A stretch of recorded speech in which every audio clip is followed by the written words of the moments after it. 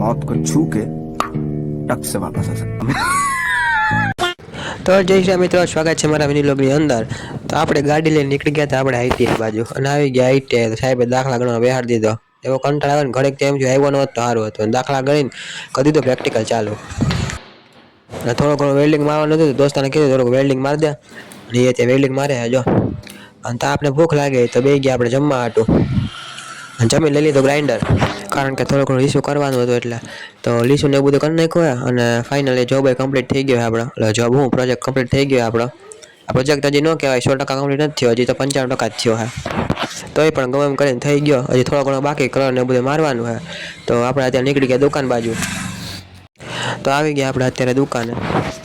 આ જો ને શટર કડક થઈ ગઈ, ઓઇલ કરવું પડે એમ છે।